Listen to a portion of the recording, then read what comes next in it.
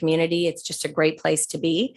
Kind of difficult sometimes to let go of having so much fun, but it's an opportunity to grow. And I'm super excited to stay here in Torrance and continue growing and giving back to my own community, because this is where I live and where my children also went to elementary and middle school. My daughter graduated from North. So, the North Side is near and dear to our hearts because that's where we currently reside. So I am super excited to work closely with our elementary principals to share my enthusiasm and what inspires me as a principal on a daily basis, and to help them grow and support those teachers on the front lines with our children. So I can't wait to get started and work closely with Dr. Kim to transition smoothly. So thank you so much for this opportunity. I have no words to say how grateful I am.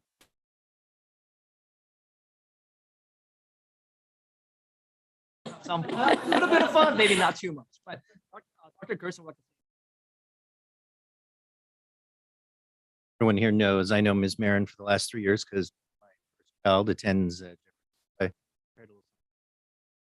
I first heard that Ms. Marin was going to be selected as our next Senior Director of Elementary Schools, 3 thoughts came to mind. First, I was struck with incredible excitement. I had no idea that Ms. Marin had higher ambitions, nor that she had even applied for this position. By now, I'm sure that our superintendent and the entire cabinet are tired of hearing me rave about the culture at Jefferson and the commitment of Ms. Marin to all students. Introduced a Dia de los Muertos celebration. Last time there was a mariachi band. This year there were traditional dancers. The entire quad was decorated, and as always, a large section of ofrendas. Jefferson actually has an annual holiday show before winter break. Teachers and staff at Jefferson show they care about all students, and in the center of all that is Ms. Marin, whose heart is so big that she takes any slight against any students, and their culture is very personal. The second thing that crossed my mind was panic. My daughter has had such a wonderful experience, but my son starts Jefferson next year, and so I questioned what would the experience be like. Third, I was sure, but I still asked Dr. Stowe if you were the first Latinx person to ever hold a cabinet position. This is a big step in your career, but it is an even bigger step for Torrance Unified. About 1 in 3 TUSD students is Latinx, so you will serve as an important role model and voice in their lives and their education. I frequently ask Dr. Stowe, how are we going to replicate the Jefferson student experience at all of our schools? And well, I can say this is a great answer. Ms. Marin, Dr. Marin, I hope. You will have a lot of responsibilities and directives from the Board of Education and the superintendent. However, I ask you to continue on your mission, bring that inclusive student experience that you nurtured at Jefferson to all of our 17 elementary schools. And Dr. Egan, I know you have a big heart, and I don't have to say this, but I really want it to be said out loud. Please welcome Ms. Marin with open arms and collaborate with her in moving all of our secondary schools toward that goal. Ms. Marin, thank you for all that you've done and that all you're going to do for the students. Thank you so much, Mr. Gerson, or Dr. Gerson. I almost, it's hard to hold back the tears. Thank you for seeing all the hard work that I do and recognizing it, because my whole heart is poured into it every day. So, and I know that you see it, and you've been there with us at many events and even just dropping by.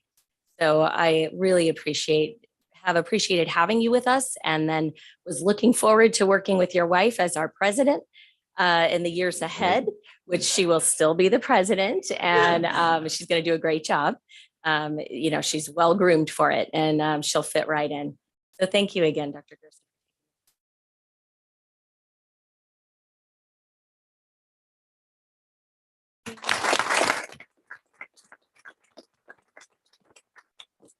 Next, the Board of Education voted as follows: 5 yeas. Following administrative July 1st, 2000. Director, Accountability.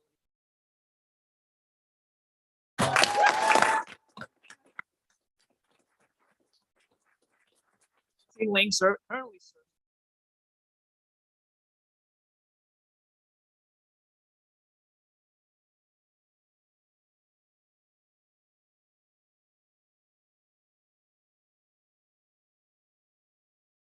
Was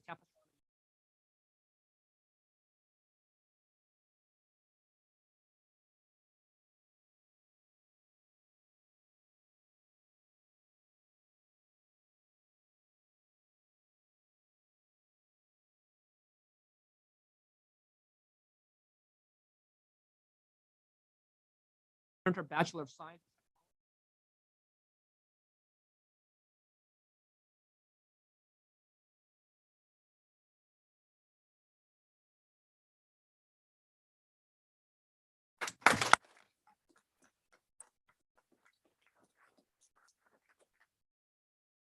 Thank you so very much, President Hans, School Board, Dr. Stowe, and the entire cabinet. I really appreciate this opportunity. I'm incredibly excited to continue to serve the TUSD community in this new capacity. It's a new capacity for me, and it's a new role in TUSD. So I'm very excited to have this opportunity and kind of chart the course for what it will be. Over the last 11 years that I've been in Torrance, it really has become my home. So to be able to grow within the district is really wonderful for me. I'm incredibly proud of the work that we've done at Arnold, and I will miss Arnold tremendously. It's been a wonderful 9 years. It's with bittersweet happiness that I move on, but I'm excited to have a broader impact in TUSD and to continue to improve student achievement throughout the district. So I'm very excited, and I thank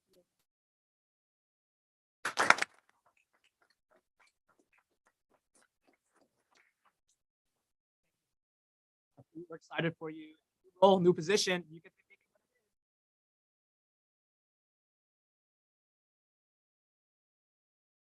I think today is a celebration. Our people, awesome.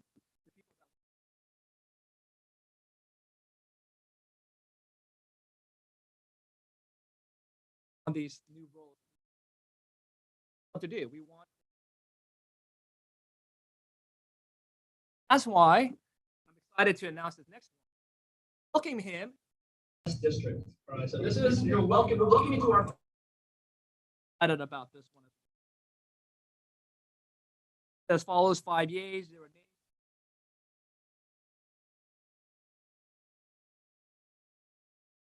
Marin Whetstone.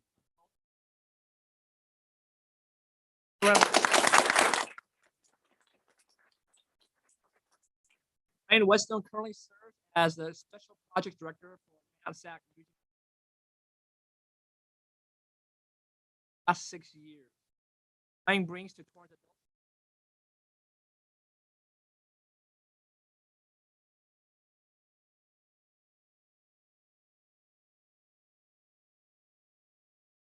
much adult learners, global and economically.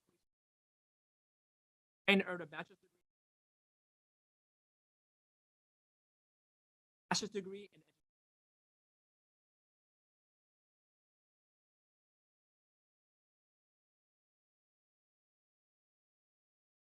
welcome Ryan Whetstone to Torrance.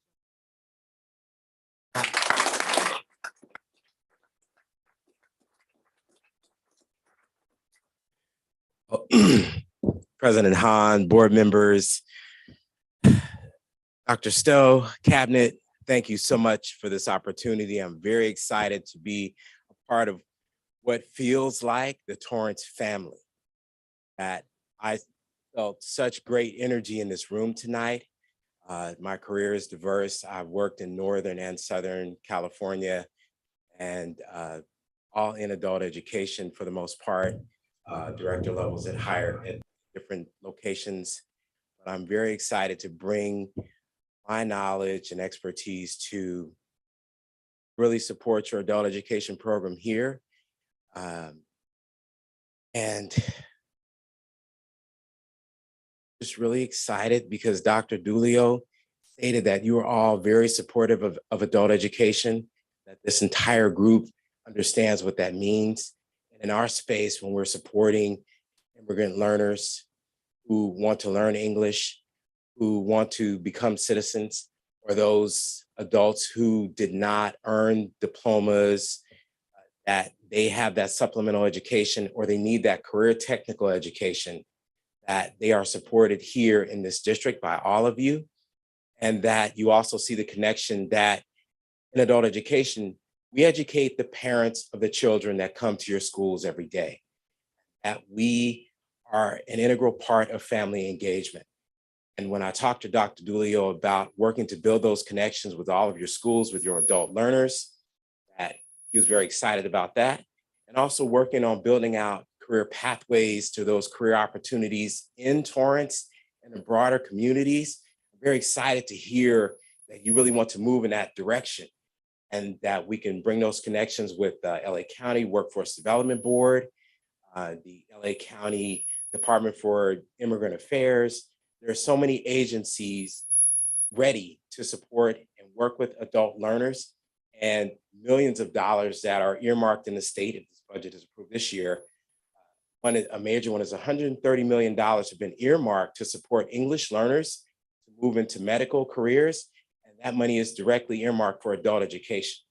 So if the governor's budget is approved, this is a big piece that we can move in the space that's called integrated education and training, which the adult school is already doing that in other areas right now. I'm very excited to bring my expertise here, and thank you all for welcoming me to the Torrance family.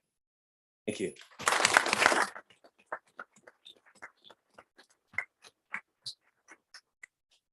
Love it. You know, working fun and exciting. Our adult school just got last certified again. Right, and just verify what we already know. How awesome our staff is there, and so we're excited to have you. Next, we have the Board of Education.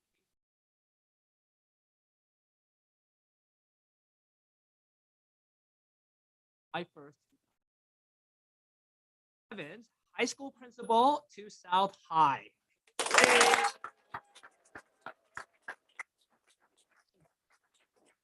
James Evans currently serves as a high school assistant principal in Torrance Unified School District South High School. And prior to that at West High School.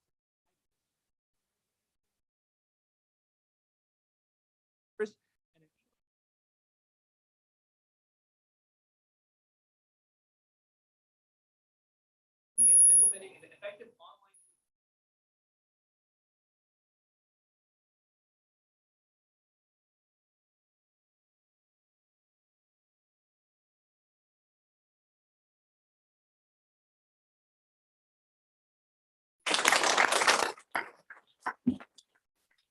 Thank you, President Han, and for using the Jim in there. I often say James is my telemarketer name. I do go by Jim.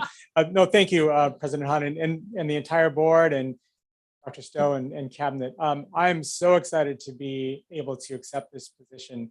I can think of few callings more or higher than being able to educate and support our youth as we navigate them into adulthood. And I've had the privilege for the last 2 years to work as an assistant principal with the dedicated staff, the supportive community, the amazing students at South High.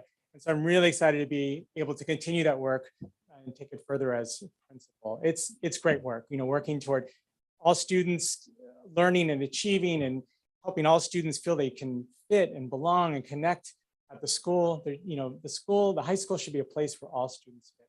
No othering at the school. We want to work toward developing that and ultimately getting to see them find their place and develop that agency and command.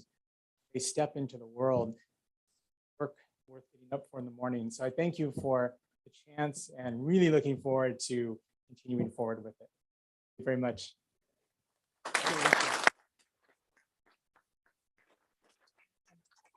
Excited for you as well. As my son was saying, now that you're there, it's now to be excited for you. Awesome. It's good. These are good things.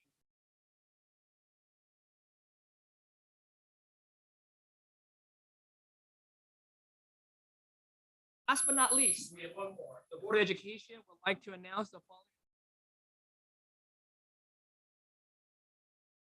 Christopher Diaz, Executive Director, Fiscal Services. Christopher Diaz currently serves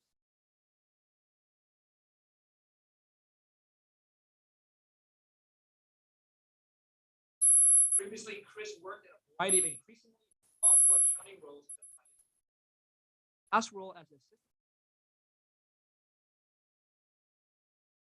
in education of budget.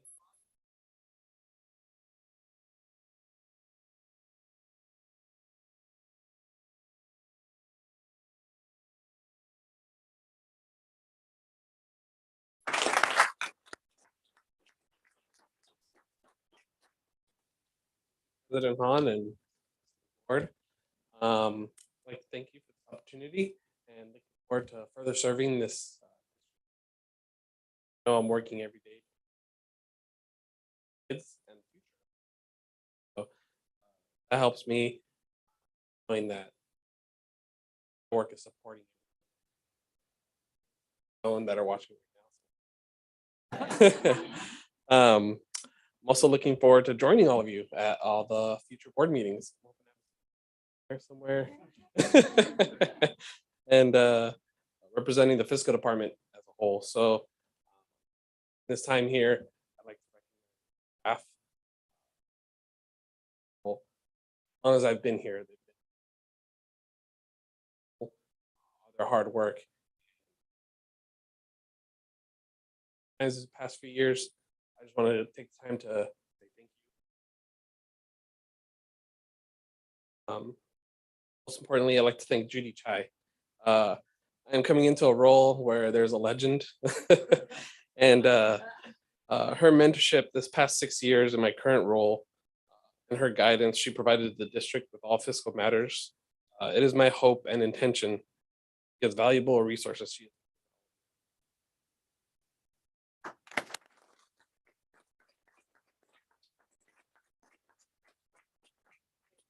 This, I know that.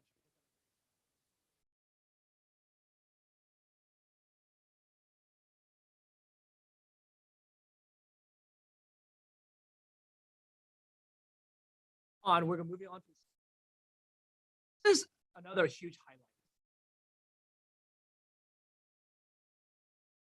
Thank you, President Han, board members. It's truly an honor to be able to introduce this award.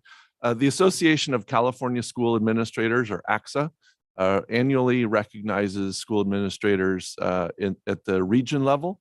So there's 17 or 18 different regions around the state, but only one at each level is recognized by the state. And so in their annual conference in November, this individual, this principal we have, will be recognized as the state elementary school principal of the year.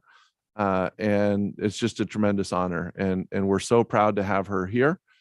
So with that, I would like to call up Mrs. Catherine Castleberry, who's the principal at Lincoln Elementary School.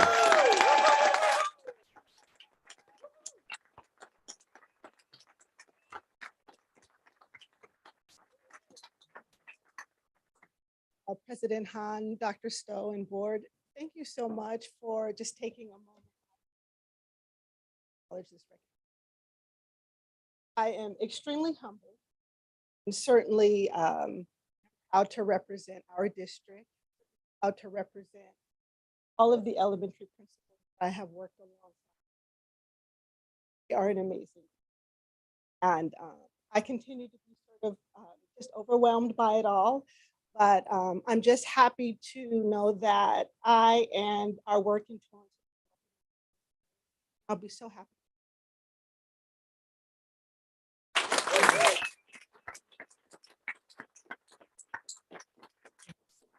Catherine, we're so proud of you. This is so exciting. All deserved in every time.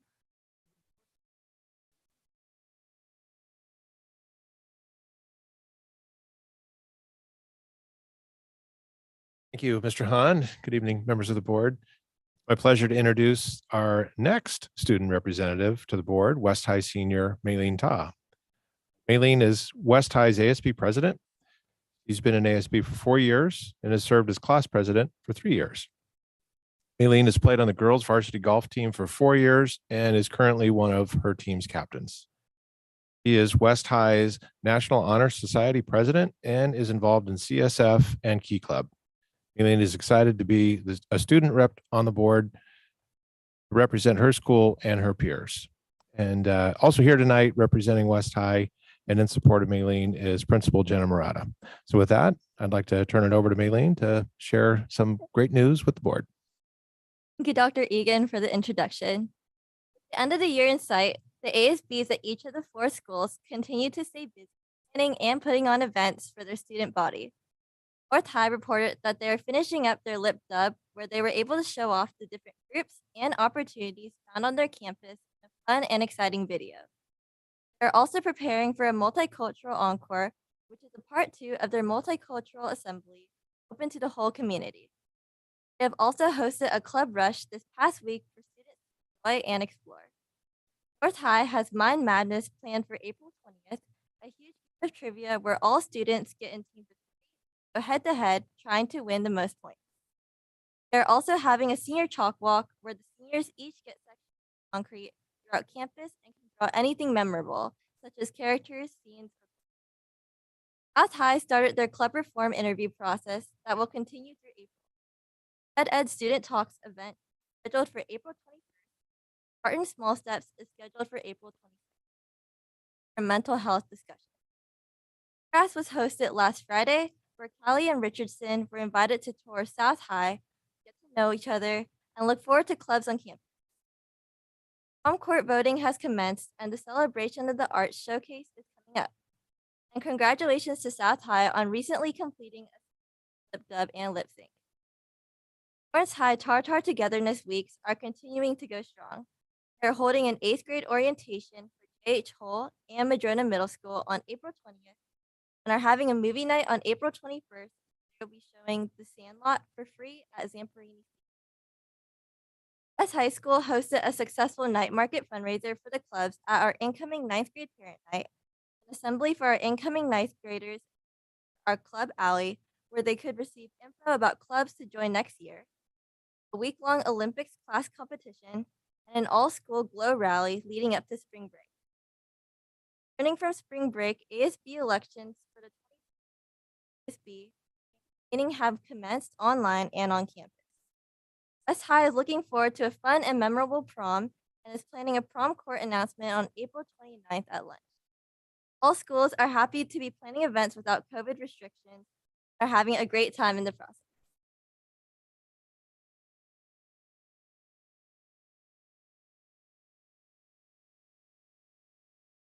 Thank you. Bad, right? So you look so bad.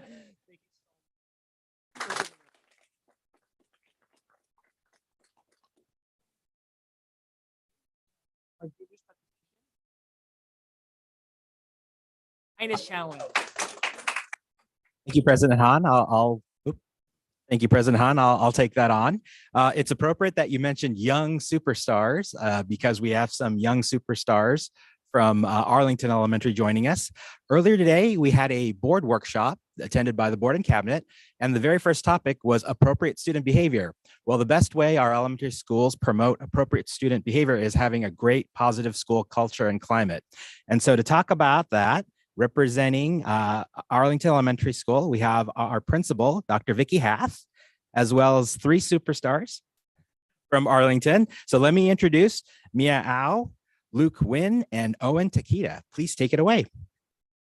Good evening, President Han, Board of Education, Dr. Stowe, and Cabinet. Writer Henry James said, 3 things in human life are important. First is to be kind, the second is to be kind, and the third is to be kind. Hello, I'm Luke Wynn. We are members of Arlington Student Council.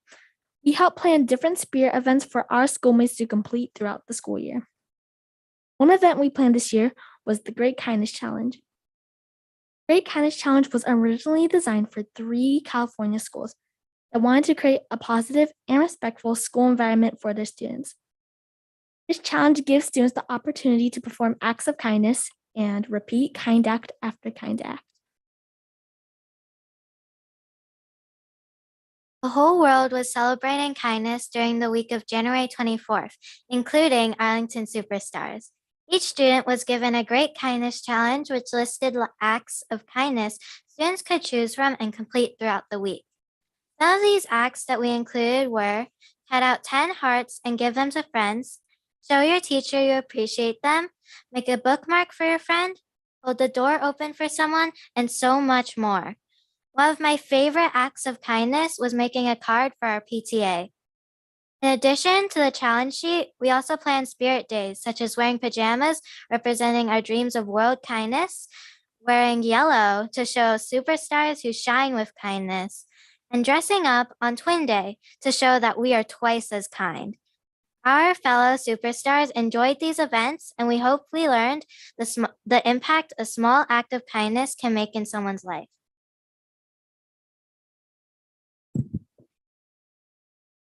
Like the 3 California schools that wanted to create a positive, respectful school environment, Arlington too has created school-wide behavior expectations that focus on building a respectful and positive campus. Arlington staff and student council celebrate, thank, and recognize students who demonstrate respect, responsibility, and safety. Students are given Superstar Starbucks when students are caught being respectful, responsible, and safe in the classrooms, the bathrooms, the hallways, the playground, at assemblies, and at lunch. Students can use these Starbucks to select prizes from the Arlington PBIS Starbucks store. We hope that you consider joining us next year during our Great Kindness Challenge. Thank you.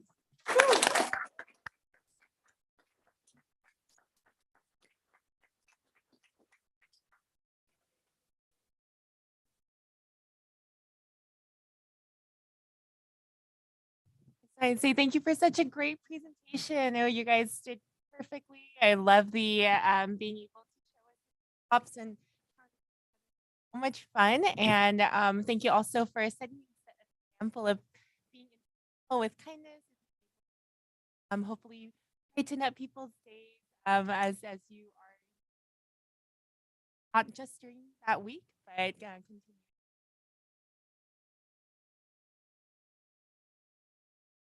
The 3 things.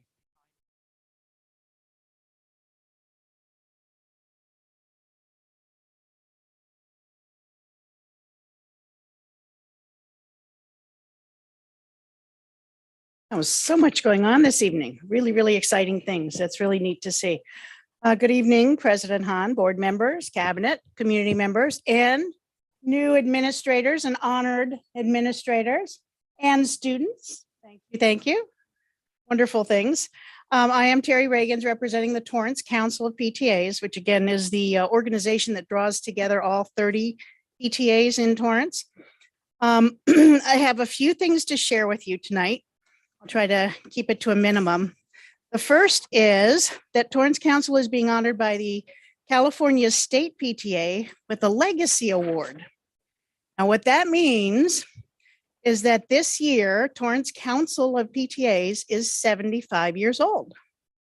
It's interesting to me to think that Torrance Council is 75, since most of you probably know that Torrance as a school district was created in 1947. So the same year that the school district was created was the year that Torrance Council was created. So we've been around as long as Torrance as a school district. I say that in that way because it didn't actually become unified until the next year, 1948. So before it was Torrance unified, Torrance Council was part of the school district. So just wanted to recognize that.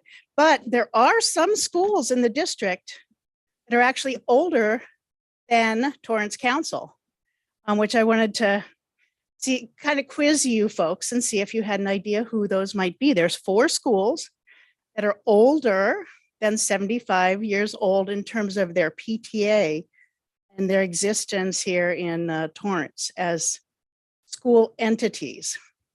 The first school actually was 102 years old for their PTA. It may not be the school you think. Who? No, that's what I thought too, but it's not. In fact, the school that's the oldest is Torrance Elementary, is 102 years old. Dr. Stowe knew that because he almost went there, but no. Almost, I said almost. The next oldest is actually 96 years old. It's also one that I didn't realize was that old either. That second one is Walteria, 96 years old. Now, keep in mind that these schools were not necessarily located where they are now, but that was the school entity that was created in 96 years ago, and a PTA 96 years ago at Walteria. 88 years ago is one that you might think was an older one. It's our historic elementary school, which is Fern Greenwood. So that's 88 years old. And then 86-year-old PTA at Torrance High School. We know the high school itself is older than that and has celebrated over 100 years, but that's when the PTA was created there. So I just thought that was a little bit of history to share with you all, since I actually lived most of the history to Dr. Stowe. So we're back to real life now, though. I wanted to mention that Torrance Council is running with the Torrance Education Foundation to create a car raffle fundraiser for a Project Hope and Project Boss. So if anybody needs a ticket to try to win a car, have them available, just let me know, or any PTA member. Actually, most of your schools are selling them too. Denise Spellman is our chair for that effort at Torrance Council. And I mentioned Project Hope, which for those of you who don't know, is helping our people every day. It actually specifically benefits our foster and homeless youth and our socioeconomically disadvantaged students and families. So it's actually a program that needs funding to be able to assist those folks. And I mentioned that because one of the programs that we've run through Project Hope every year, except for the last 2 years because of the pandemic, is an Adopt a Senior or Sponsor a Senior program. Those seniors who are foster and homeless rarely have the resources to do all the end of year things that many of the students want to do. So we do a Sponsor a Senior program. You can go on the Torrance Council of PTA's website and look under the drop down for Project Hope, and it'll say Sponsor a Senior. And if you want to donate to a senior and help them to be able to afford things like prom, tuxes, dresses, makeup, hair, grad night, yearbook, all of the year-end t-shirts, all of the year-end events that are happening at the school, we would be glad to have you help to support them financially. So please do if you are interested in doing that. And last but not least, as always, it's never too late to join PTA. If you have not joined yet, please join your local PTA or contact me and I can have you join through the Torrance Council. So have a good evening, everyone. Thank you.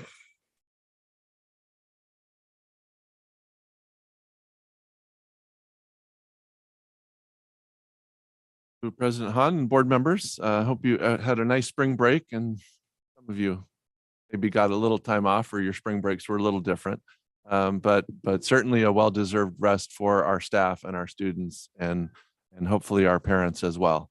So just a couple updates here for the board. I first want to let everyone know, and this will be going out to all of our staff and parents here in the next few days, that the state made an announcement last week that the vaccine mandate for next year is no longer in play.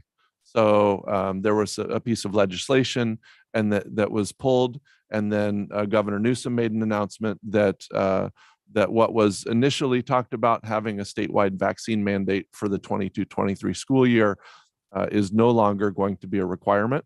What it may look like in the future, we don't know. We'll continue to pay close attention to that, but I know that's an important piece of information that folks want to know. So again, we're going to send that out to all of our in writing in a message to all of our staff and parents soon. Couple exciting things happening. As you know, we have middle school esports that are going on. A number of you have gone and seen it. Ms. Park and I had a little competition with the administrators from and students from Madrona.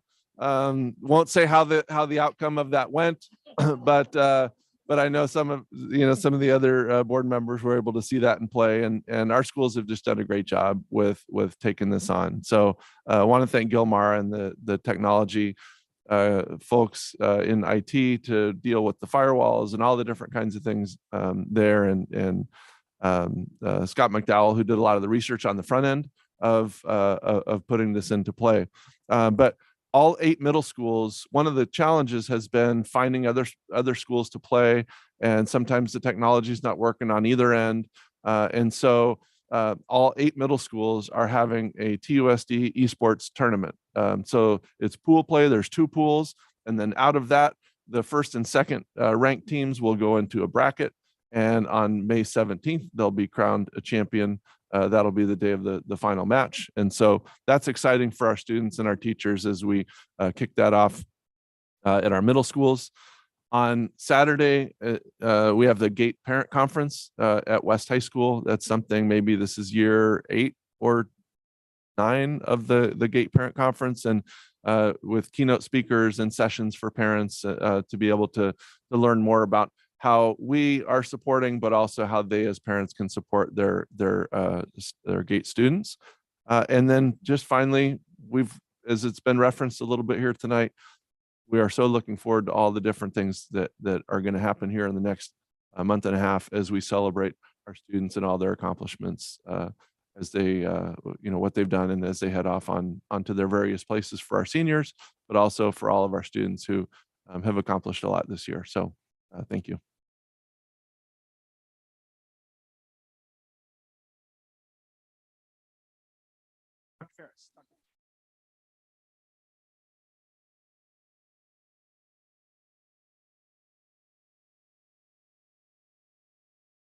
Hey, good evening, President Hahn, members of the Board of Education, Cabinet, and to everybody who is watching both with us in the audience and at home.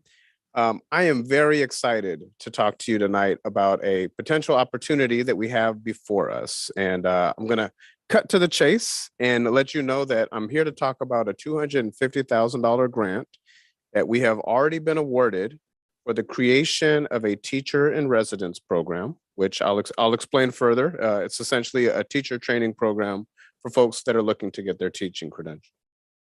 We are doing this with the board's blessing later tonight in partnership with Institution of Higher Learning, which is Alder Graduate School of Education. And I have a representative here with me this evening, Julie Fabricini, will be available to answer all your questions after I give you the beats. So can move on.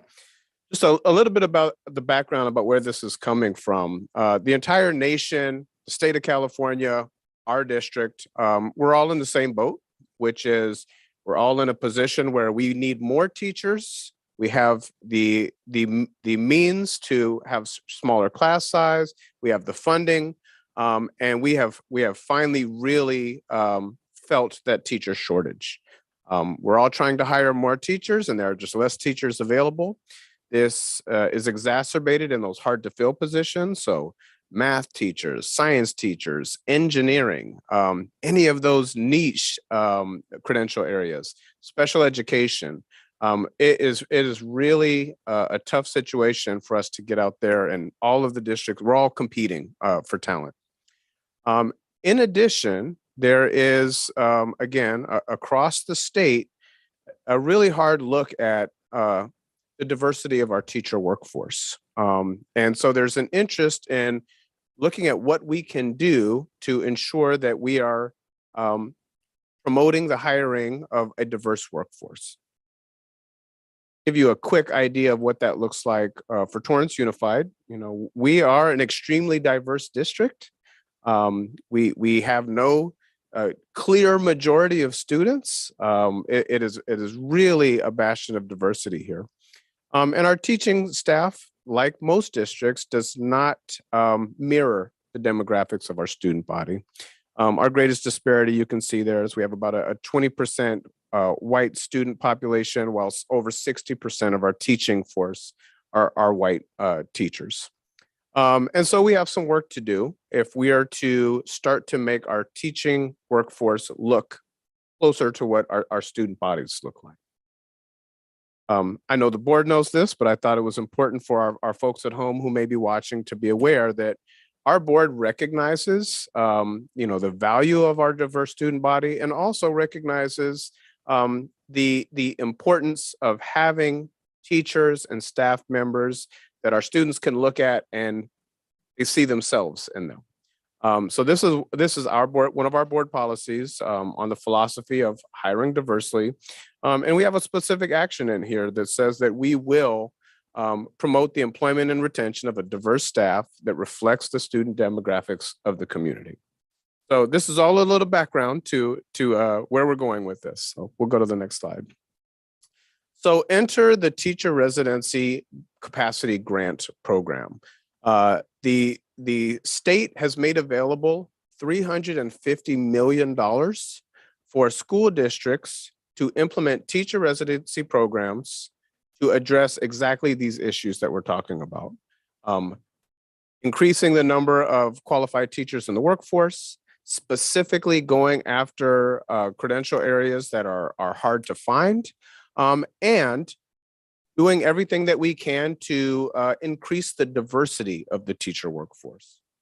So these grants were made available this year. We went through a grant application process. Katie Crumpy worked with me on the grant application. I got a ton of help from Alder University, who is engaged with not only Torrance, but many school districts across the state. And we were able to put in this grant that gave us that $250,000. It is really just for the planning period for the next year. And we'll get into timelines, but this first round of funding is just for us to set this program up, which involves us hiring a person that will coordinate and facilitate and oversee this. And we have an item on the board agenda to be approved later this evening, which would allow us to hire that person. So that's for planning. Down the line, there's more funding that is going to be available for expansion grants. So that's for the growth of the programs that have already been started, but also grants specifically for each individual person who participates as a resident. The next. So enter Alder Graduate School of Education. Full disclosure, I've worked with Alder before when I was working in El Segundo Unified. We were part of a consortium there where we were partnered. We are a small district, so we partnered with many charter schools and formed a consortium.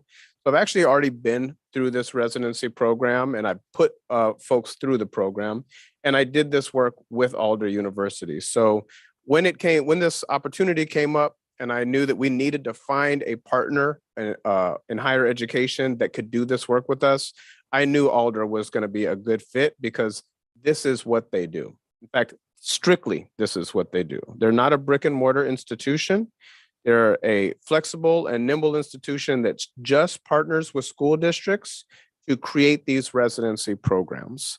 And again, I'll give you more about the structure, but essentially they'll assist us with the recruitment, the establishment of the program, the management of the program. And in the end, participants who go through it in 1 year will come out the end with a master's degree, a teaching credential, and a guaranteed job. Almost guaranteed. All but guaranteed. All right, let's move on to the next slide. Just to give you a little bit of a preview of the districts and county offices that Alder already works with, just to lend a little bit to the credibility here, you can see that they're doing a ton of work. Pasadena, Linwood, San Jacinto, Palm Springs, Alameda County Office, Oakland Unified. So they've been around the block, they know what they're doing. So here's what the model looks like. We will be seeking potential candidates. These are folks that already have a bachelor's degree, but they don't have anything beyond that necessarily, but they're thinking about becoming a teacher. We will be seeking folks who are desirous of, one, having a job in Torrance Unified for the long term, pursuing a credential area that we need and we know we will have job openings for that following year. They'll have to be able to meet the entrance requirements of the university, Alder University or Graduate School of Education. Then once they get in, they'll be paired with a TUSD teacher who will be their mentor teacher. You might be more familiar with the concept of the master teacher in a traditional teacher credentialing program. The model is the residents will be in the classroom of that mentor teacher 4 days a week, full time, under the mentorship and instruction, learning how to teach under our teaching models And then 1 day a week they spend in the classrooms that are led by Alder Graduate School of Education. In the end of that year, the concept is they will land a job with us. One of the things that makes this such a great model for us is that we are the ones that are actually training the teachers to become educators.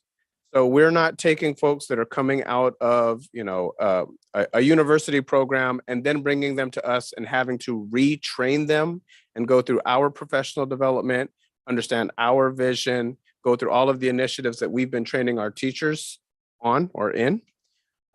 Instead, they're getting that while they're getting their credential. So their credential training program is specifically tailored to the Torrance way. All right, we'll move on to the next. A little bit about recruitment. The idea here is that we're going to get folks that are going to plant roots, grow roots here in Torrance. Now, I'll admit, people love it in Torrance. We don't really have a lot of attrition like other school districts. A lot of school districts really struggle with, I hire somebody and they leave in 2 years because it's just too expensive to live here, or they find another job somewhere else. There's a little bit of that, but by and large, we really have good retention in Torrance. Nevertheless, the idea is we are investing in folks who are going to be here for the long term and have their career here in Torrance. So the folks that we'll be targeting or recruiting to enter this program will be classified staff members who have their bachelor's degree. They already work for us. They're already part of our culture. They want to become teachers. Maybe it has not been feasible for them to go through a program. And now we have an opportunity for them to do it with us in our classrooms. Substitute teachers, we have quite a few substitute teachers who want to make this jump and are ready to do so. They're communicating that with me currently.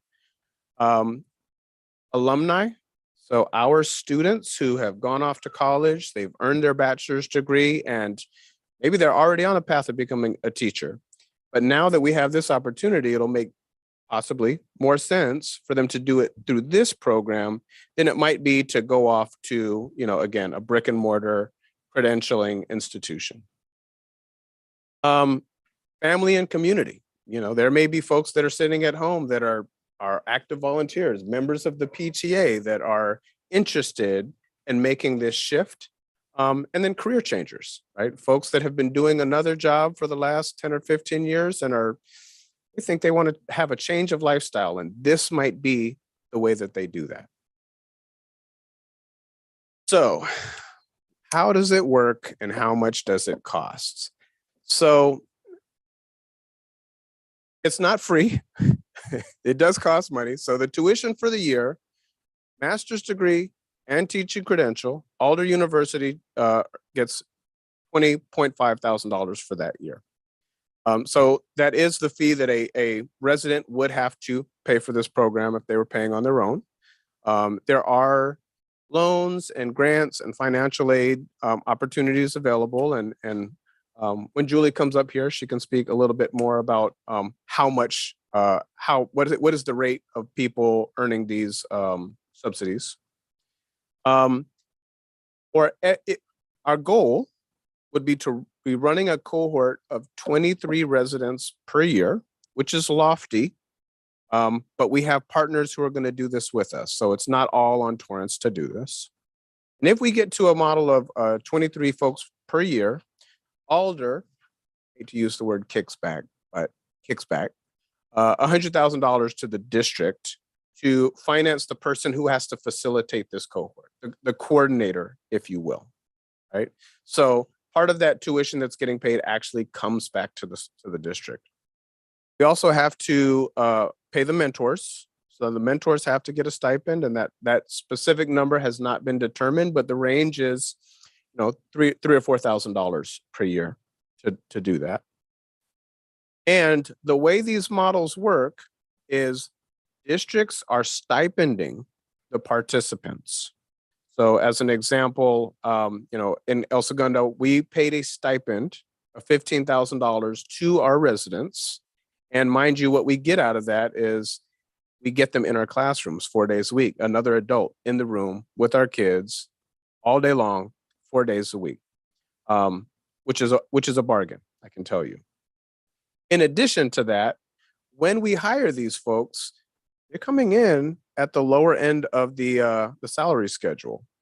So we there's a return on our investment there, right? Because when we're hiring them in, they're coming in at a lower rate than maybe somebody who we would be hiring from outside who has some years of experience on them. But all this is really moot because there is grant money to be had to pay for all of this. And what is on the table in front of us is $25,000 per resident.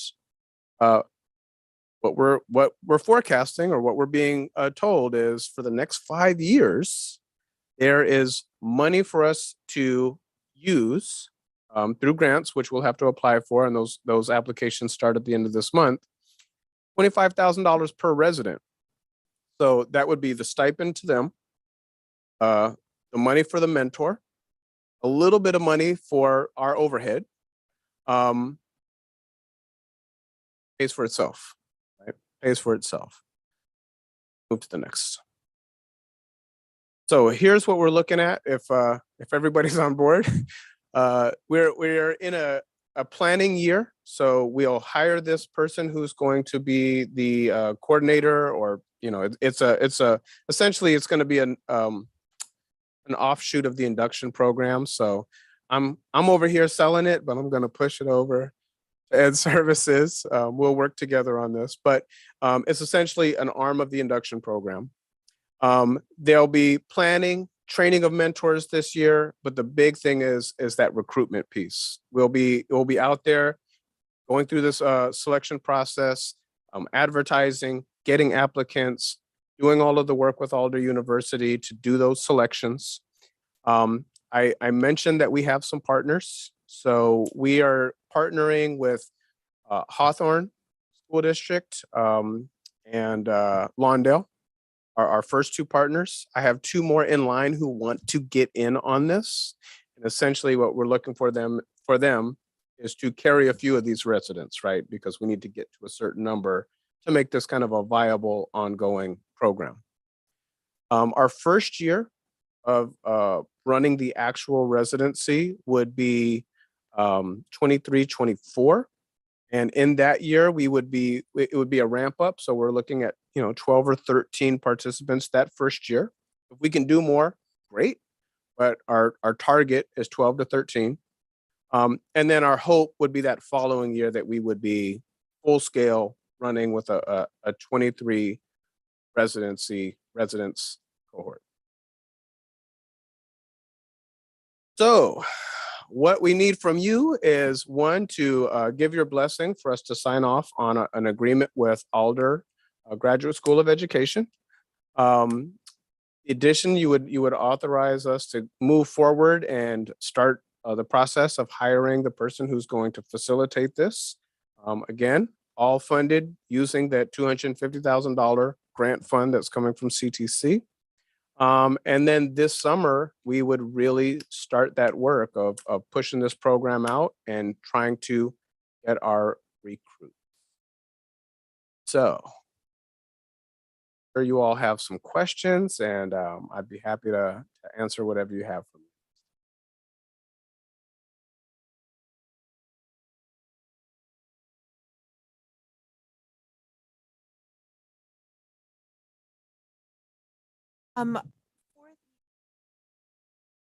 Once we're at, if we have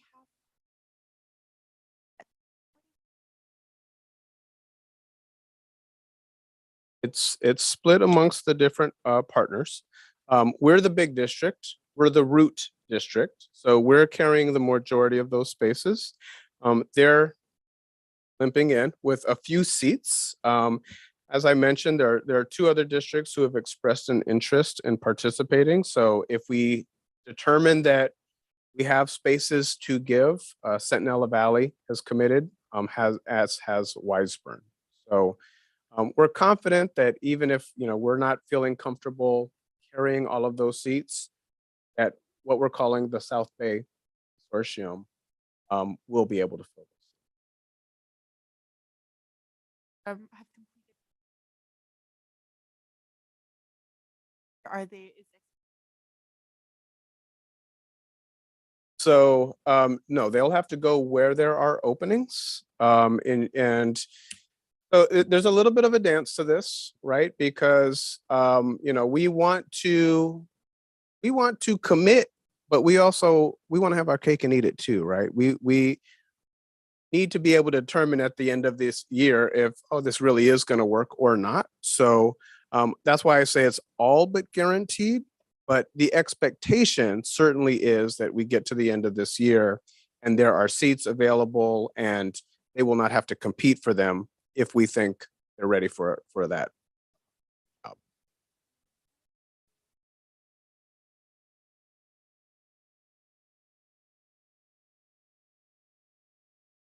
And Oh, thank you for catching that, because this is a major part of it. So here's the challenge for the residents, right? The challenge for the residents is they really can't have a job for this year, right? So this is a difficult part of it. We will stipend them the $20,000. They'll have to figure out how to make the year work. Are they going to use that money for the tuition and then have to scrape by? Or are they going to use that money to scrape by and then, take out loans or get additional grants? What I do understand is and I'm going to look over here, but I think there may even be some additional monies available through some of these grant funding programs. But that is the challenge, right? If folks can buckle down for this year and not work, because it really is a full-time job, right? It's not like I'm taking 4 classes at university and then I can go, have a job in the evening, or I'm teaching during the day and taking classes at night. This really is it's like a full-time job for them. But 1 year, master's and credential, and a job at the end. are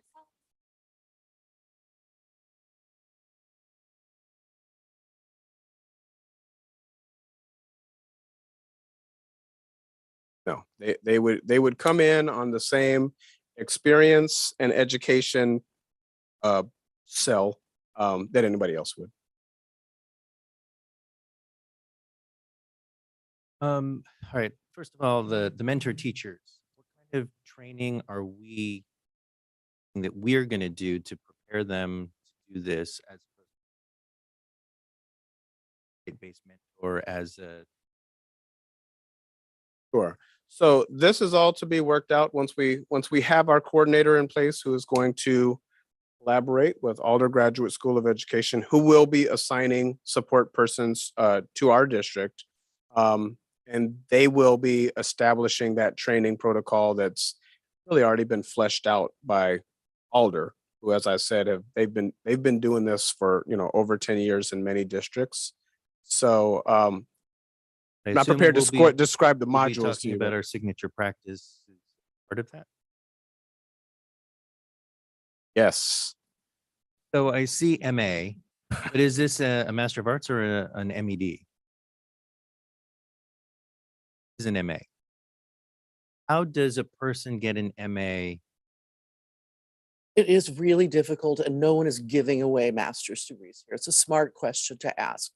Your residents have to complete master's orals, and then throughout the year, they have to do an action research project to earn their master's degree. That action research project must be approved by the school principal. It's about the only time the resident requires some of the school principal's time, and they have to develop this project so that it benefits the school.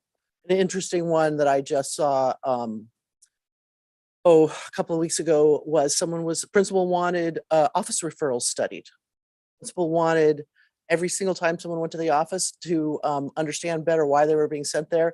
And of course, you can imagine patterns were uncovered. And the principal actually used the data for preparing for some professional development. around school-wide positive behavior support and things like that.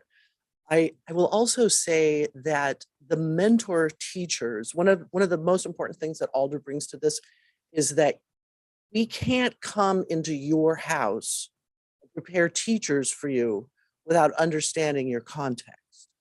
So that Alder's faculty, Alder's dean would ask for your elementary and secondary representatives, your leaders, your new executive director, your new appointee tonight, ask for about an hour of their time twice a year to make sure that we understand your curriculum and the way that Torrance expects teachers to teach, the way that the developmental structures, a look at a whole child. And so we want to understand your context, and that this coordinator that would be a Torrance employee paid for by Alder every year.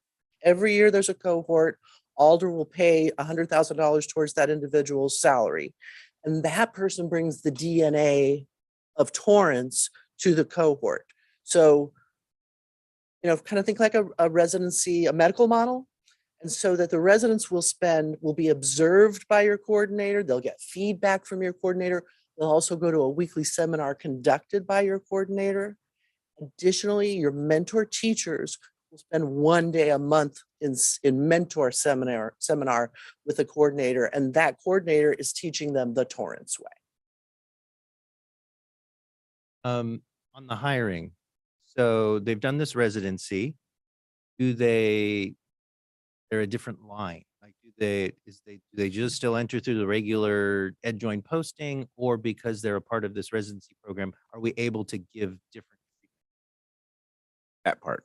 Yes. We are allowed We to. are. We are. Legally, we are allowed to. Yes. And so, you know, what I've done in the past is I've worked with the bargaining unit to make sure that we were on the same page. And so that would be the same thing here, is that I would work with TTA. I would make very clear that we are looking to make an appointment at the end of this. And what I found is, you know, the labor units have been very supportive of this process. So yes, we were able to assign folks to positions without having to make them, you know, compete and then go through the challenges associated with equal opportunity employment. Make one comment. You come before and talk about leading.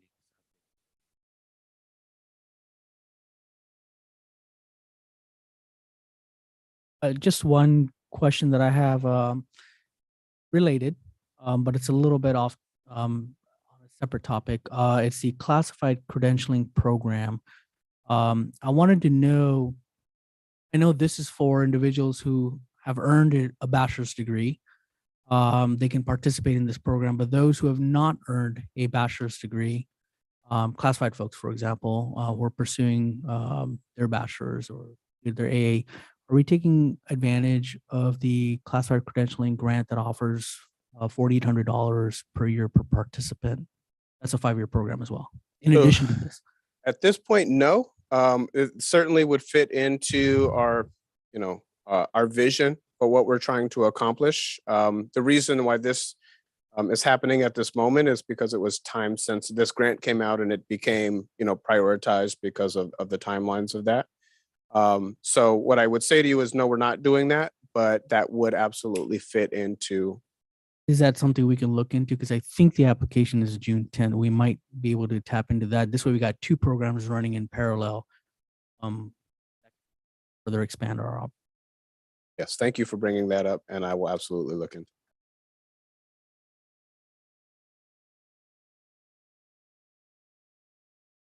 Wonderful program. First, I was wondering about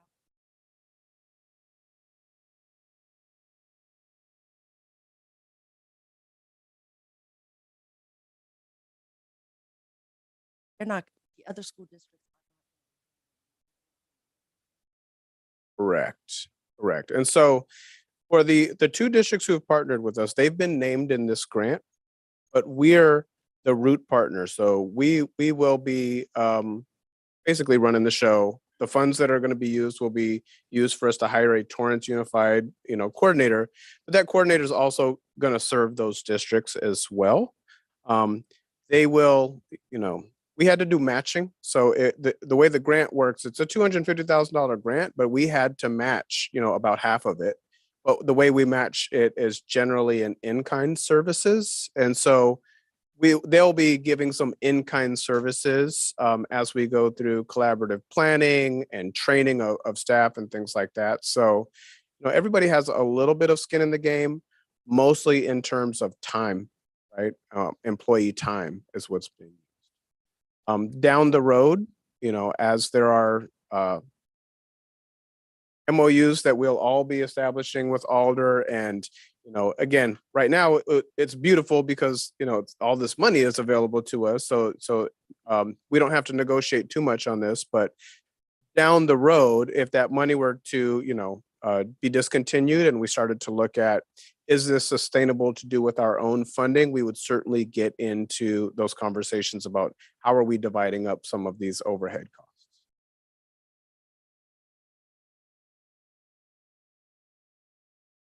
Once these residents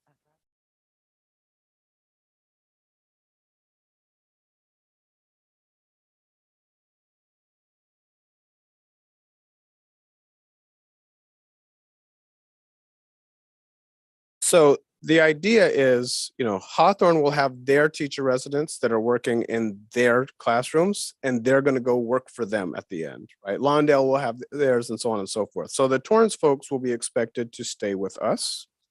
Now, just from my experience, we're projecting, right? So we're going to take on so many residents projecting, I think we're going to have this many retirements in this area and there will be a need. There's always a chance that we don't have that position at the end, right? So we'll have to come up with what our policies and practices are around that. Will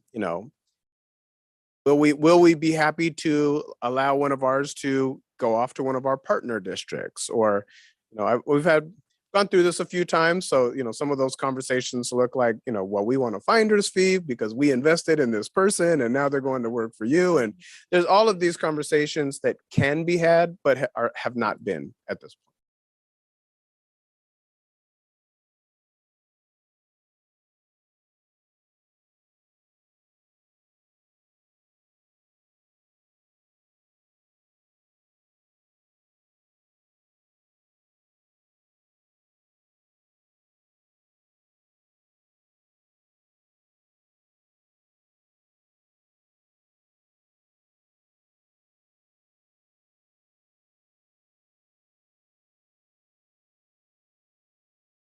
Graduation is really high because we attribute that to the close partnership, and this coordinator acts as a shepherd of the flock. They're the person who at some point in every year is going to help every resident who's having a problem. Think about maybe the person who's failed the math section of the CSET for the second time and they're in a panic about it, need tutoring. The coordinator makes all the difference, and they're this bridge between the graduate school and the district. And so it keeps the rates really high. We do have folks that have to repeat a course or two. last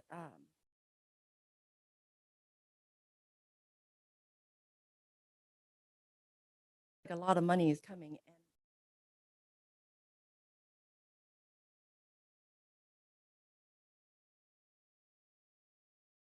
So it was a collaborative effort.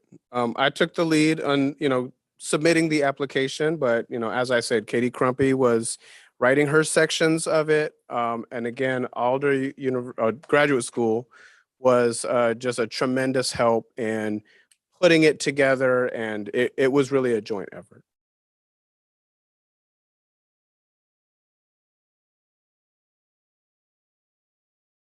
Or out district.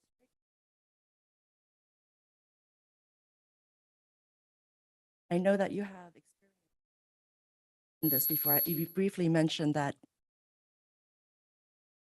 you did it for another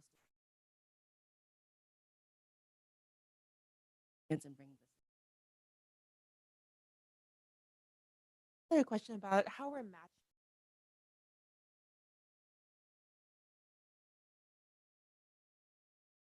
To be older, but in addition in terms of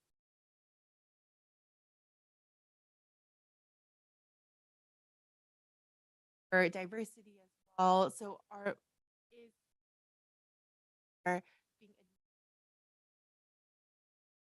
somehow like have lots of similarities. Our hiring process as well.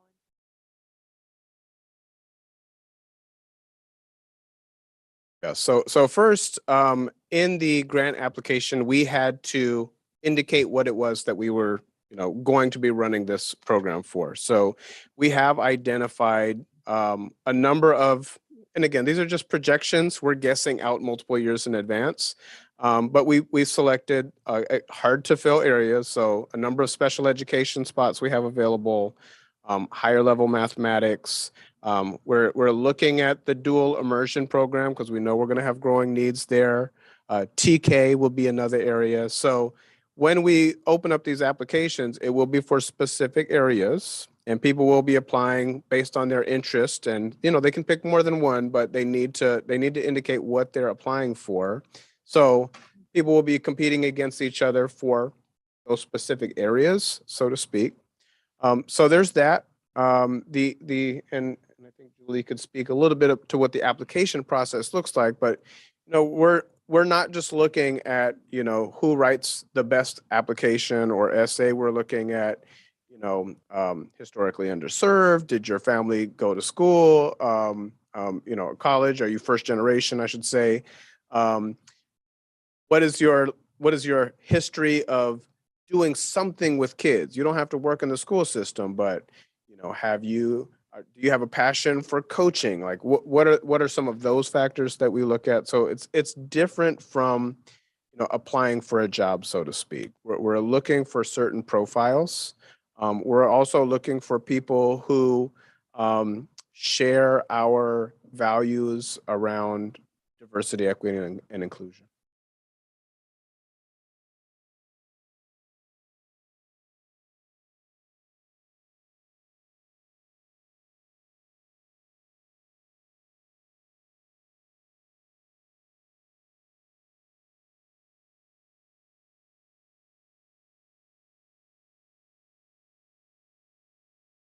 Your teachers.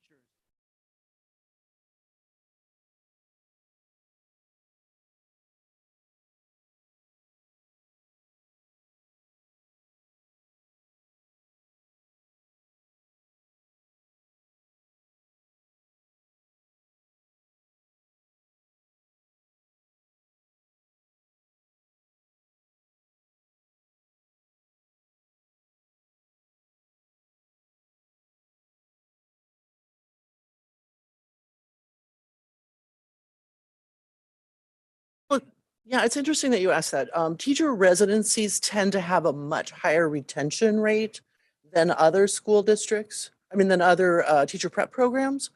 That's probably because of the love and care and feeding that you do of the residents while they're with you for a year.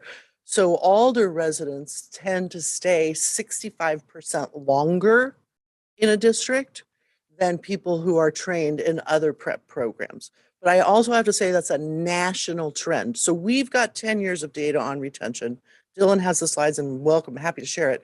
But also I should just say it's a national trend for teacher residencies. It's one of the reasons why the state's boosting residency models and funding them so deeply is because retention rates are a lot higher with residency programs.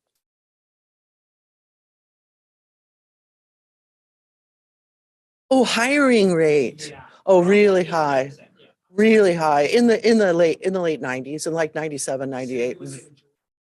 Oh, absolutely.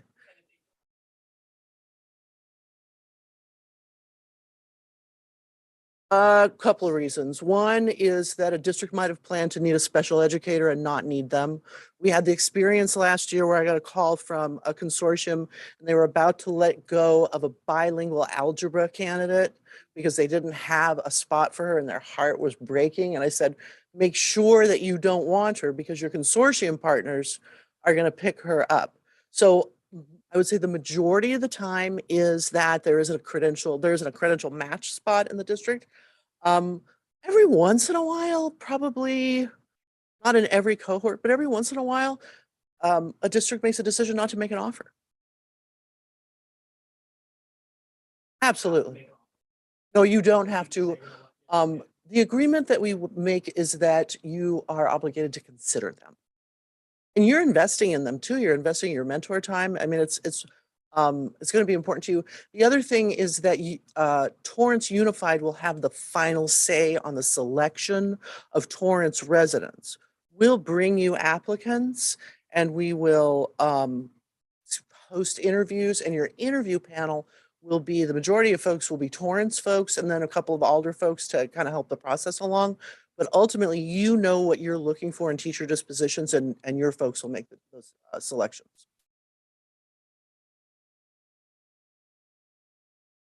Your lending.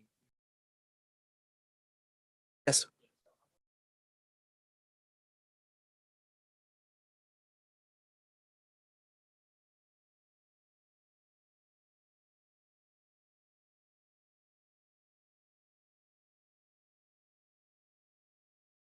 We don't have data on that. We are a federally recognized student loan provider. So we are just like the universities around it. It was very hard work to earn that status. And we have been offering federal loans for the last 3 years. You're wise to make sure.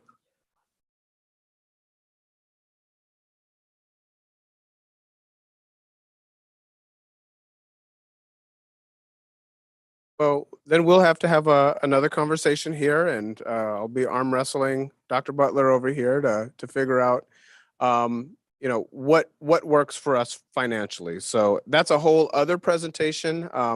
I would make a case that it still pencils out. I don't know what our threshold would be for how many participants, but I would do a whole different presentation about the investment that it takes to do this, even with the stipending, the individual, the service that you get for them, even just for the year that they're in that classroom training. And then what we save over time because we're hiring them in at a lower salary, that it actually pencils out to continue that investment. But that's not a tonight presentation. That would be a down the road if we needed to look at that. On Dr. Ferris's slide, all of those districts fund the residency themselves without grant funds. The grant funding experience is relatively new. We are in the business of picking the districts that we're going to work with. Dylan and I have a relationship from a previous district that he worked with. And so he understood the residency very deeply. And so our conversations got moved along rather quickly before Dr. Butler and Dr. Stowe came and sat down and really listened and asked hard questions.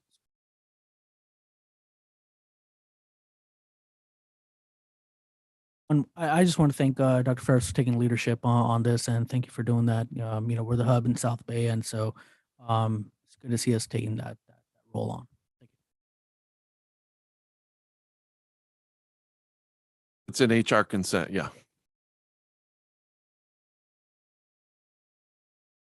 It's awesome.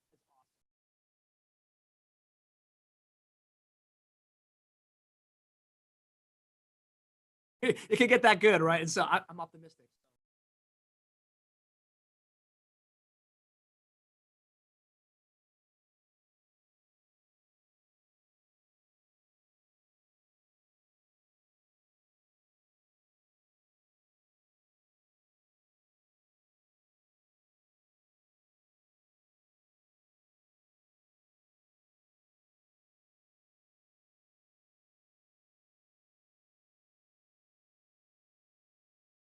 Or none.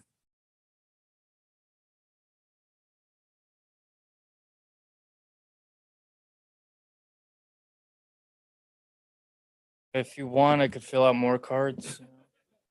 Yeah, so I just want to say thank you, everybody. Hello, my name's Jeff Pollard. I've been a South Bay native my whole life. My mom was a teacher at Paris Middle School for 30+ years. Went from Riviera, Richardson to South High. I knew Dr. Stowe, but we called him Mr. Stowe at the time.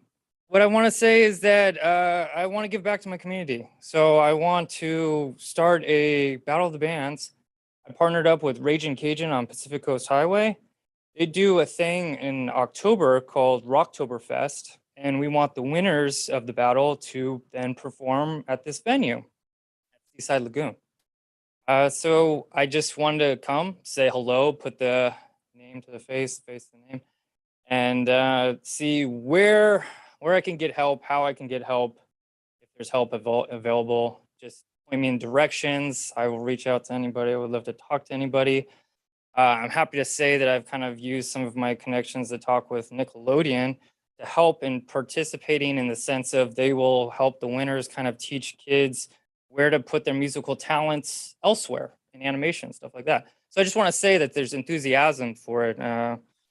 Happy to show any testimonials in the future if you guys want to email exchange. But anyway, first annual Battle of the Bands for Rocktoberfest, Raging Cajun, and myself. And we want to make this an annual thing. So like I said before, it would be nice to help where I can get it. I'm not expecting, but just kind of like a hello. Yeah, I would say maybe good to see you again. It's been a while since Richardson. But the Dr. Egan probably is your main point of contact for this, just to learn a little bit more, and then maybe Tammy Khan, who's our public information officer, if it's something that we want to share more broadly. But initially looking at it, probably, it involves maybe some high school students. Yes, we're looking at middle school, high school. Oh, go after that then. Yes, sir. Thank you. Thank you. Yes, hey, good luck. Hey, I love the idea. Yes. What was that? I am not in a band. No. No. It's the emphasis is we want to give back.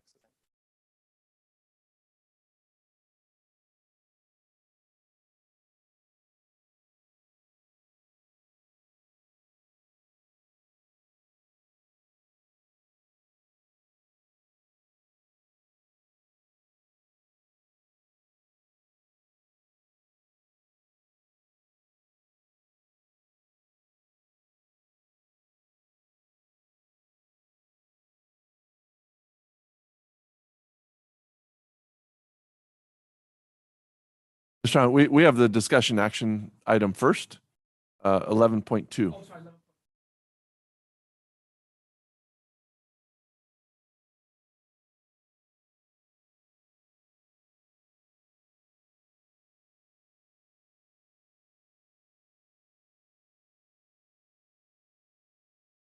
One of us is going to take it. So I would like to report to the board that SEIU 99 has held their own election on the tentative agreement. It was approved last Thursday.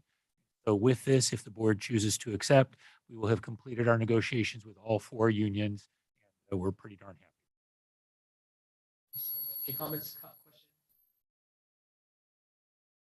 Move that we approve.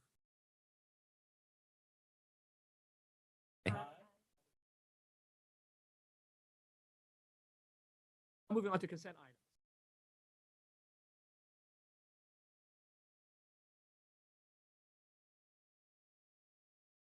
We need to pull 18.7.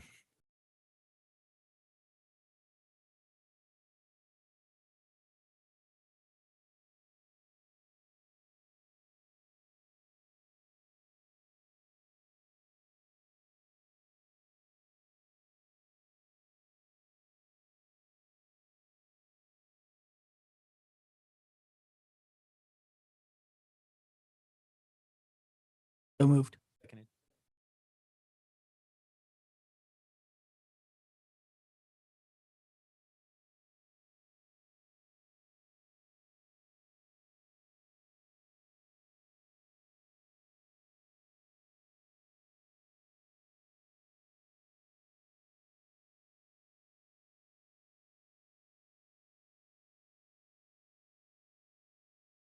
Item 13.6 is the first time that Torrance Unified School District has recognized Jewish American Heritage Month. And so I'd like to start off by a little statement.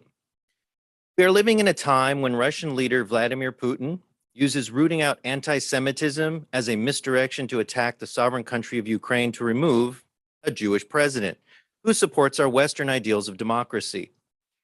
We're living in a time when last Christmas Eve was marked by anti-Semitic stickers being placed all around Manhattan Beach and Hermosa Beach. We're living in a time when 2 Torrance police officers were charged with drawing a swastika on the backseat of a suspect's car and filing a false police report about it, blaming the suspect. That's all happening in the here and now. That's happening in 2022. We're seeing increased violence in the world and on our local streets. We're witnessing that hate exists even in the South Bay. We cannot deny that anti-Semitism is here in our local community. As much as we may try to close our eyes and hide from hate and violence, we cannot. We must support each other and raise each other up. I'm pleased that our long celebrated Asian American and Pacific Islander Heritage Month will be celebrated side by side for the first time with Jewish American Heritage Month. These groups of Americans have made great contributions to not only the United States, but California and the city of Torrance. I'm sure most Torrance students, even the Jewish ones, do not realize how many famous Americans they know that are Jewish, like scientists Jonas Salk and Albert Einstein. In the legislative branch, we have California Senator and Senate Majority Leader Dianne Feinstein and 36 other current members of Congress. In the judicial branch, we have had 8 Supreme Court justices, including Ruth Bader Ginsburg. In the executive branch, we now have the second gentleman, Douglas Emhoff, Kamala Harris's husband. We have Tony Award-winning actress Scarlett Johansson, who played the MCU's Black Widow and who acted alongside Ant-Man Paul Rudd, who was also named People's 2021 Sexiest Man Alive. Some famous Grammy winners include Pink, Paula Abdul, and Adam Levine. Speaking of music, every time you sing God Bless America, know that it was written by Jewish American Irving Berlin. We have many Olympic gold medalists, including gymnast Ali Raisman and beach volleyball player Alex Kleinman. Captain America and Black Panther were both created by Jack Kirby and brought to comics and the big screen by Stan Lee, 2 more Jewish Americans. Stan Lee is actually an interesting case study. He never wanted to talk about being Jewish, and many people have written about that with confusion. But Jewish people who've grown up in Torrance, well, they can explain why. And the answer starts with what happens in our schools and in our classrooms, and in the way our Jewish students are treated or ignored. I hope that tonight's appointment of TUSD's first Latina to the superintendent's cabinet, tonight's adoption of the resolution proclaiming May as Asian American and Pacific Islander Heritage Month, and tonight's adoption of the resolution proclaiming May as Jewish American Heritage Month will be fully utilized to make Torrance schools a safer and healthier environment, and that all of our students feel included, valued, celebrated, and that whether they become Tartars, warriors, Saxons, or Spartans, they can do so with pride. Joining us tonight in recognition of this first resolution proclaiming May 2022 as Jewish American Heritage Month are the rabbis who serve the people of Torrance. We welcome Rabbi Didi of Temple Emet in Central Torrance, Rabbi Lewis of Temple Menorah on the boundaries of Southwest Torrance and Redondo Beach, and Rabbi Pinson from the Chabad of South Bay on the border of Southeast Torrance and Lomita. We're also privileged to have my friend, former City Councilman Cliff Newmark. Let me invite our guests up to say a few words. Rabbi Didi.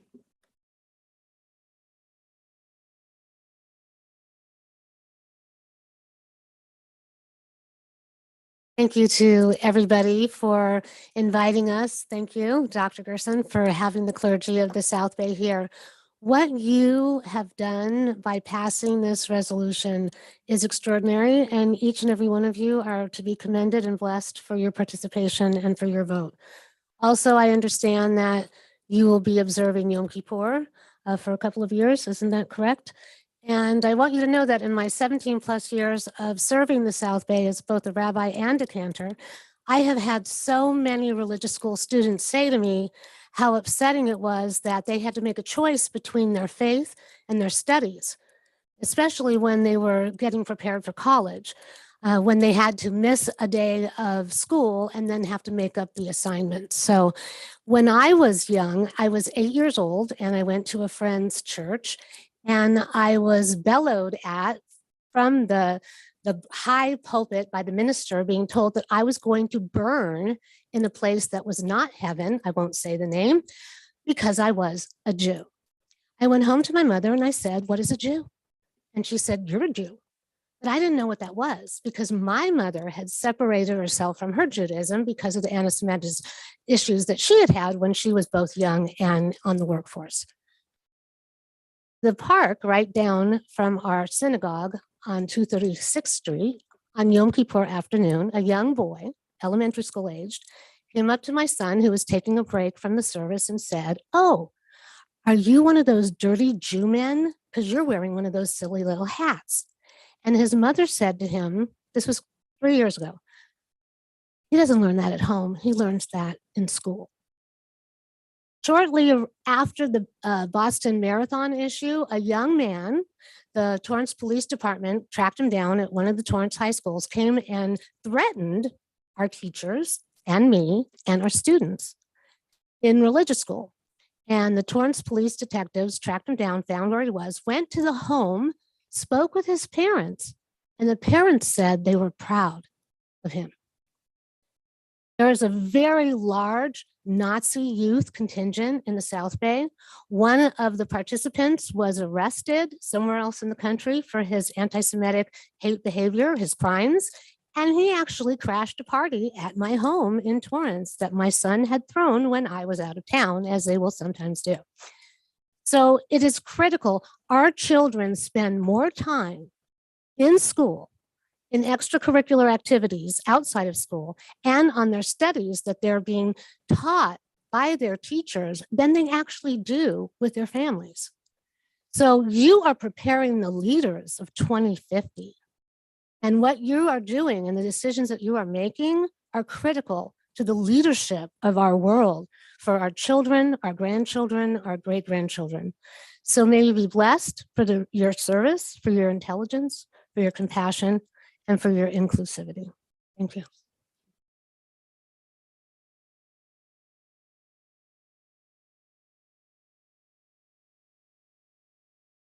I'm Rabbi Leah Lewis from Temple Menorah, and I want to thank you all for having us tonight. I also happen to be the mother of a 2021 grad from South High and a current South High student and a Riviera Elementary student. So the work that you do is amazing, has an amazing impact, and I see it at home and I see it in the synagogue where the majority of our students are TUSD students. I want to share with you that I began my career not in Torrance, but in West LA. The first congregation I served was in West LA.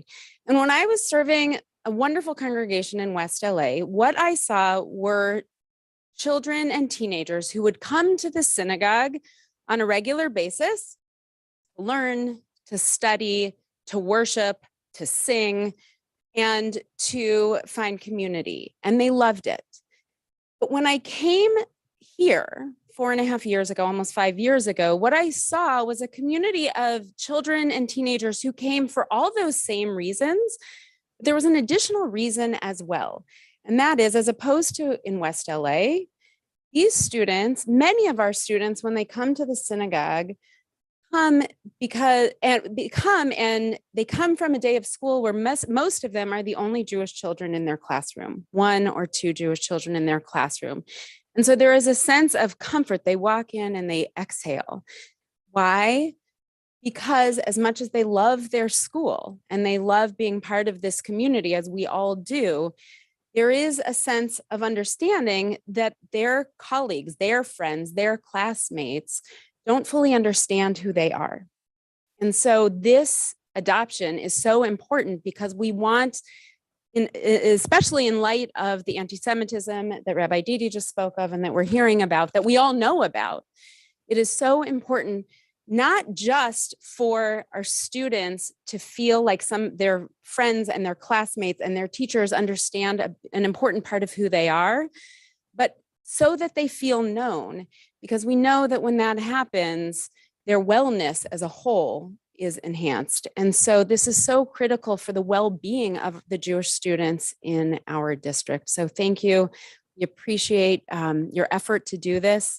And we recognize that sometimes Jewish Americans can blend in, but we have a particular piece to our identity, and we're tied to the love and to the hatred that goes with it, whether our students ask for it or not. So to be able to have the community celebrate who they are is absolutely essential. Thank you.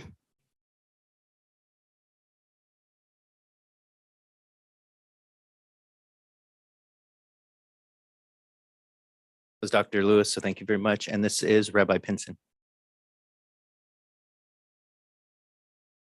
Evening, President Hahn, the entire board, the entire staff, on behalf of Chabad of South Bay, the entire South Bay Jewish community, I take the opportunity to commend the Torrance Unified School District for the esteemed leadership of the Board of Directors for tonight's resolution recognizing the month of May as Jewish American Heritage Month.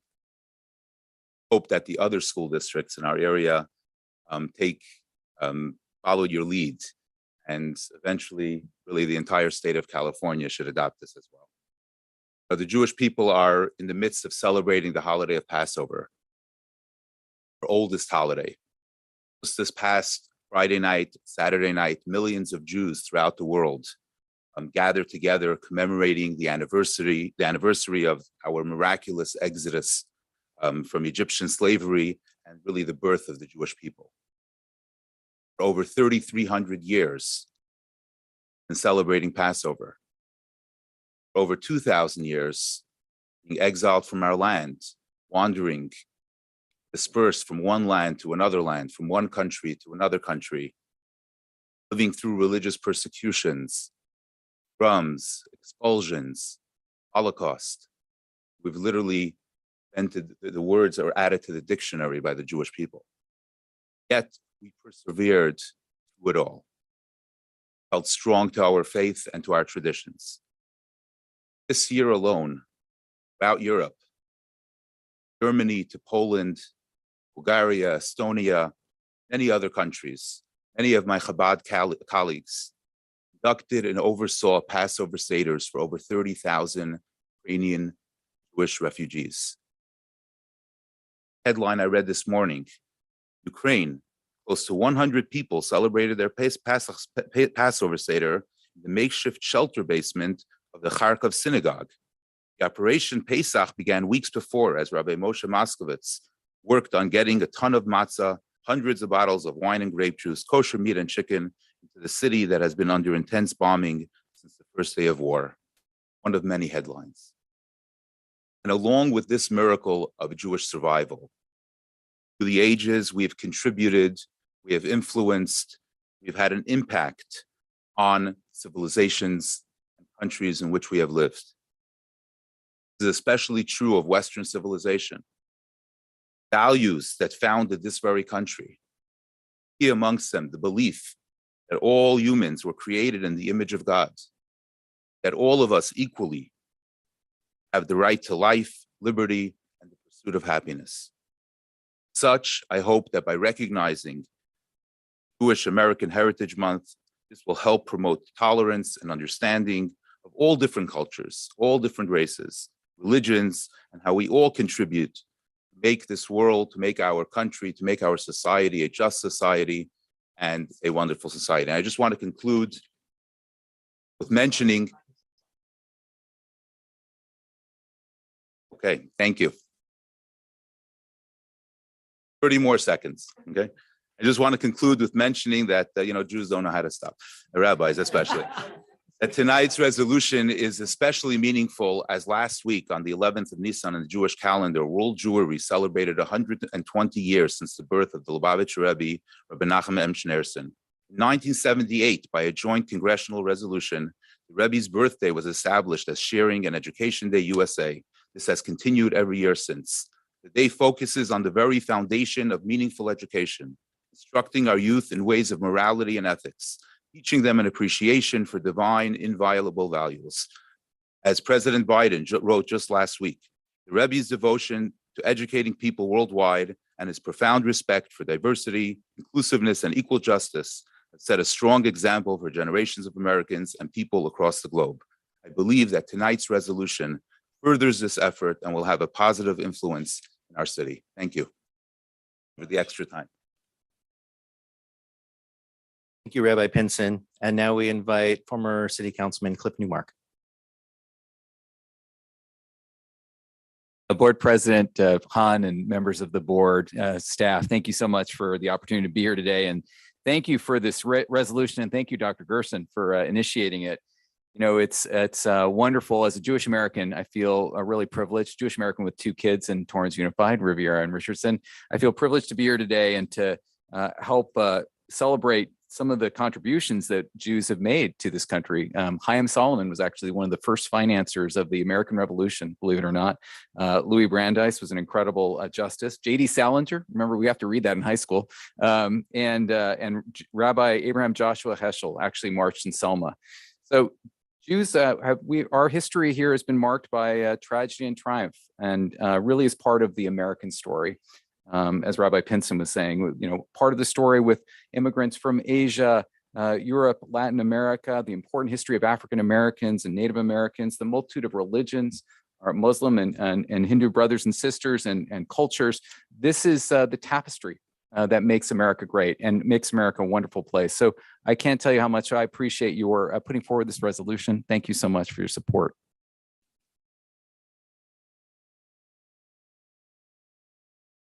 I want to thank these Jewish community leaders for joining us this evening and for their words of inspiration.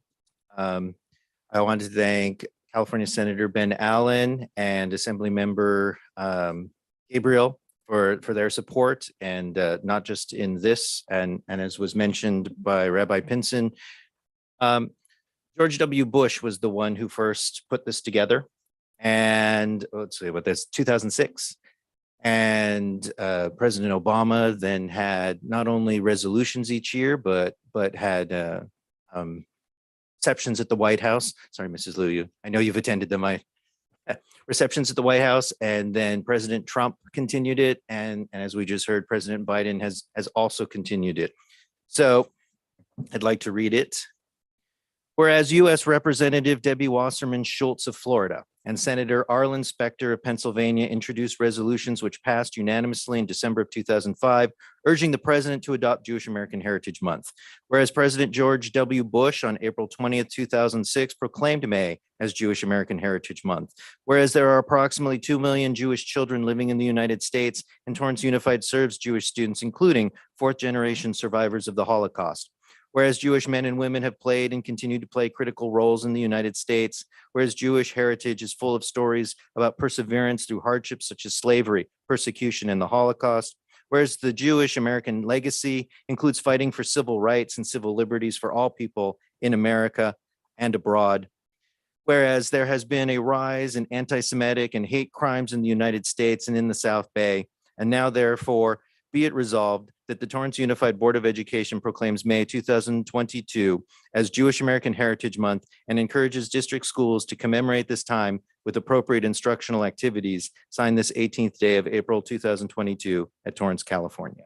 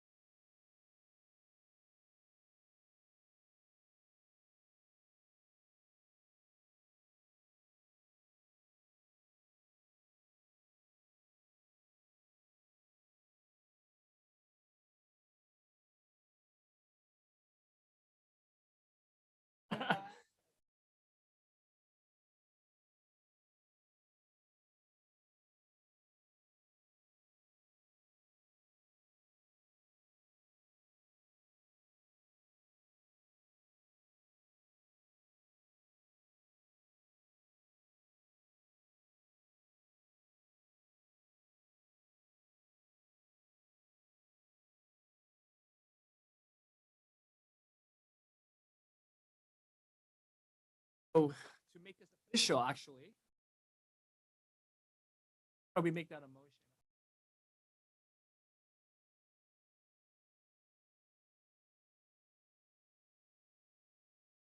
I just want to acknowledge him.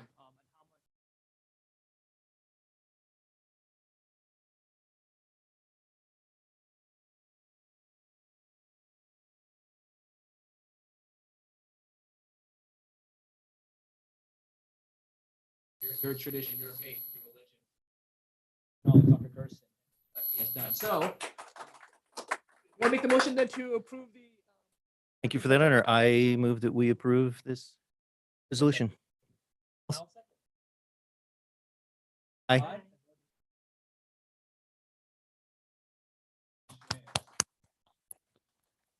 On.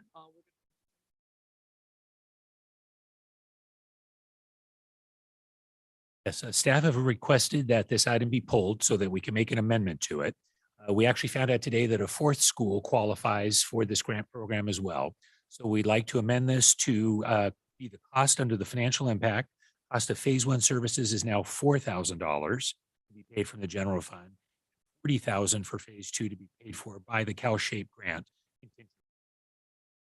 So moved as amended. The additional school is UConn.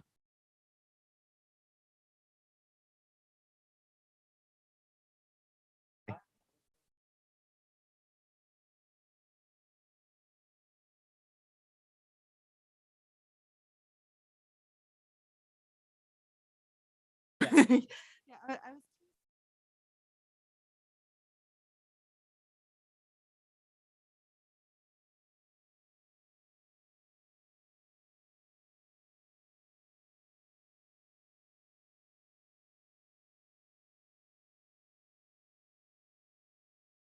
Are amendments to the existing agreement that we have with Fulgent. That does include at the moment the $5 for the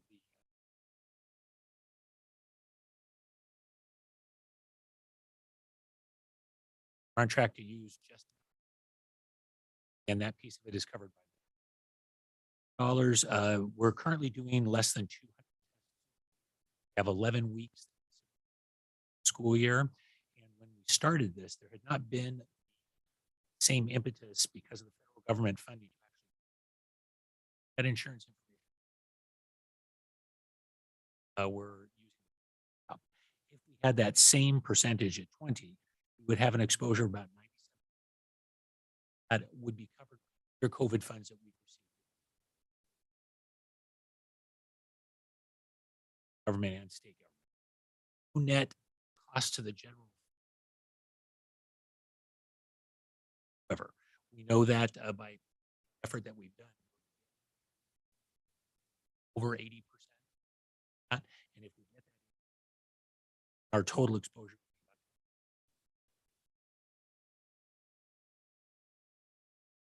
All is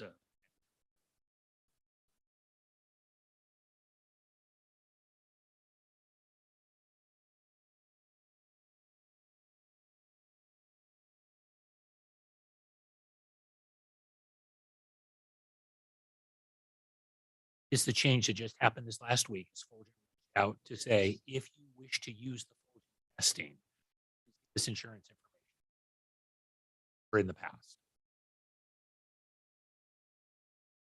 So that's why I'm saying we might, we'll get to, I think, about 80% better. We're information.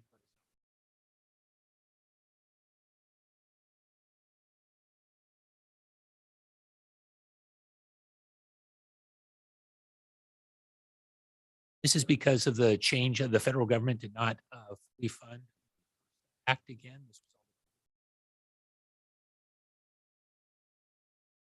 This is currently an amended, but it's in place.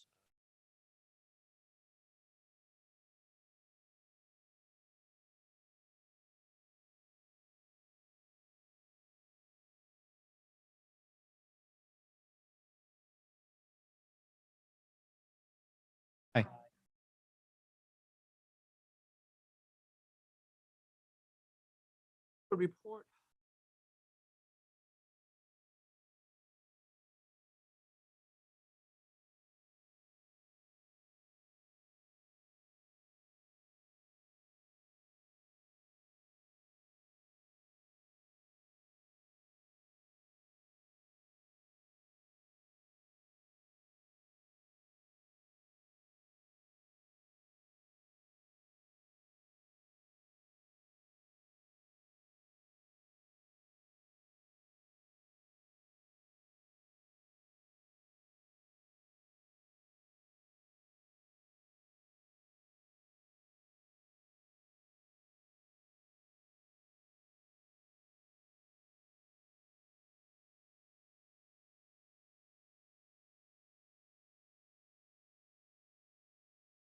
lot of it's been really.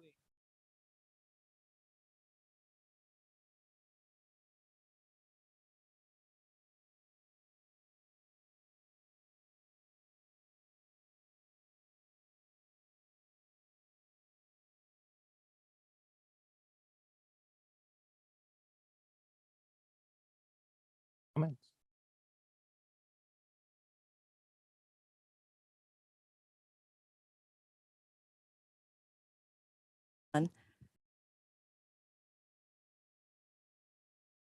Is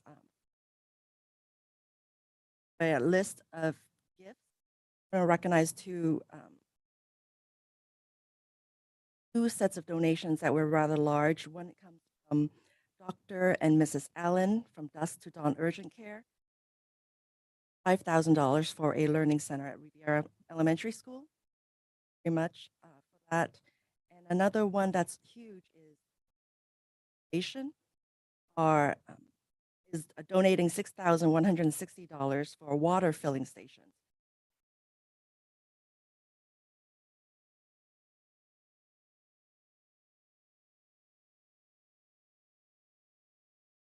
A school district, especially money that can help with the center or other.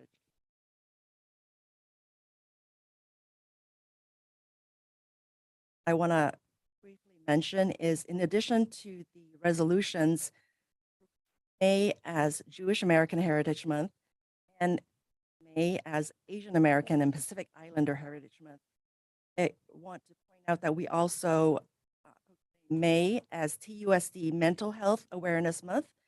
Mental health has always been one of my top priorities here district, and I just want to read a part that in partnership with and Behavioral Health Services, Inc., will be promoting, encourage students and staff to practice self-care, seek help when needed, and promote health. Just keep that in mind, especially coming out of the pandemic.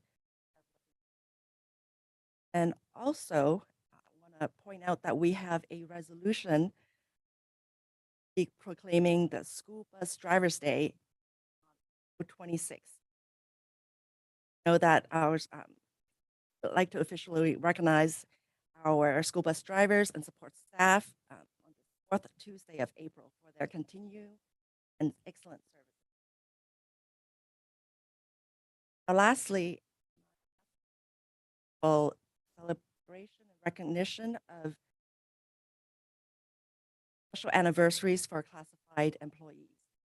For 10 years of accredited service of Roberto Corona from South High School. I just saw from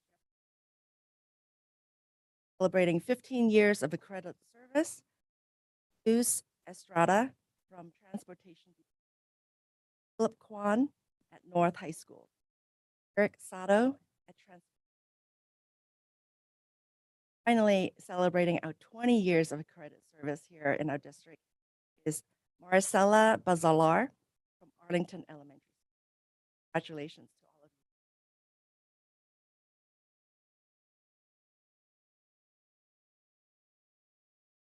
you. All right.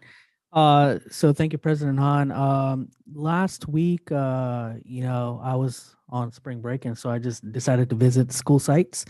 I visited about 21 schools, and it was great. Just going from elementary to middle school, high school, it was just a really good experience. And I got to commend Dr. Stowe and your team. Schools are run pretty well. I got to visit classrooms, principals were all dialed in. I got to talk to staff and classified staff, teachers. So I think it was just a great experience. Schools are run well and everybody was having a good time. Kids were engaged. I still remember at North High, there was a chalk walk going on. And so just commend everyone. A lot of hard work, a lot of people doing great things on our campuses. And I had a really good time. So thank you so much. I enjoyed my visits. I look forward to doing more of them in the coming months. So thank you so much, President Han. Oh, and surprisingly, we do. So that's my wife, Zora, and my daughter, Alicia. And I just got a note that they were going to come in for the tail end of the meeting. So thank you. Thank you, President. I just wanted to congratulations again, all of our new appointments.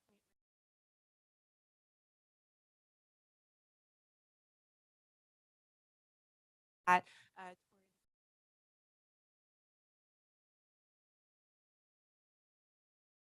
our education. Also wanted first.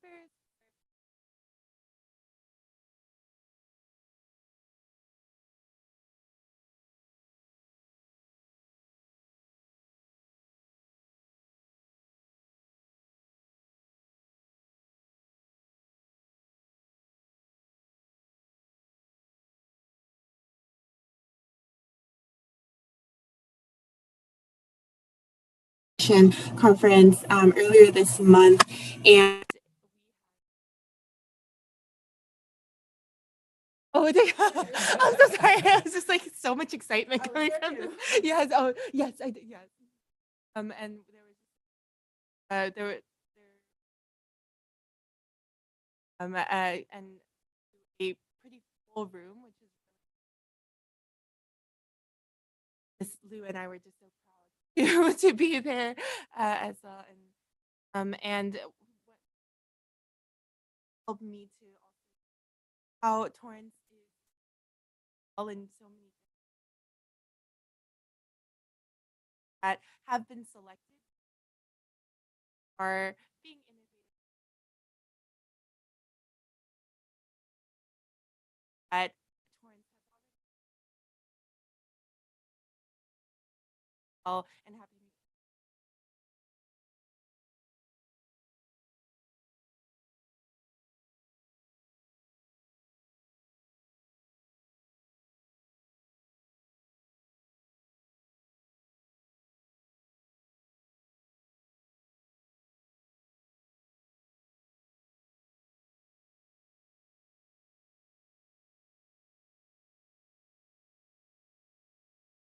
I had an opportunity to take my mom to watch Chicago at West High School, and I think I definitely got lots of good daughter points for that because it was such an amazing, incredible performance. And we just could not believe that there's so much talent in Torrance across so many, whether it's the arts or sports or esports, whatever it is. It's been really incredible as a board member to be able to experience it. So I just wanted to give another shout out there. Okay, with that, thank you. Yes, NSBA was fun, and I thank the two of you for being there. Unfortunately, the communication consultant became very ill and was unable to attend. And so Dr. Stowe and I were able to meld that together, make a good team. And thank you. Yes, it was a full room, and nobody walked out, which was great. Which is a good sign. And people came up to talk to us after, so it was great. But we rarely recognize Mrs. Morse. And so that everyone knows that she was able to negotiate us into the conference, which we were able to present at, and not be members, saving the district $10,000 and not being members of NSBA. And we love you and all the work that you do. And keep it up. One other question is, so the Torrance Education Foundation dinner is coming up next month. What day is that? Friday the 20th. And when is our next board meeting? May 2nd. Can we get someone from TEF to come in and talk about it? I'm surprised they're not here. So would you please invite them to We'll come? send the message this Thursday when we have our meeting. Yes. Thank you. I appreciate that. That's all I have to say. Thank you, Dr. Gerson. Again, I want to reiterate Ms. Parks that again, we want to congratulate all of our appointments today. And again, it's a testimony to our district where we're willing to invest in you so that you can become better. That's the beauty of it. I love the fact that we can invest and have these people rise up and take these new positions. At the same time, we're grateful for the people that held this position and made these positions great. And so, Dr. Kim, and we're so glad and we're so grateful for all the years of service for everyone that has faithfully served our district for all these years. And so that's what makes our district great. And now the whole family and the whole idea that we're just one team, it's a beautiful thing. And so, yeah, I want to celebrate that. in every way. And so, mainly, we welcome you today. I hope you had a good time. You're lucky today when you get out of here like at 9 o'clock. So you could do this, right? We're going to do this. So, but I'm going to ask you before I leave you if you have any final comments. That's a good, so that's the audio connection.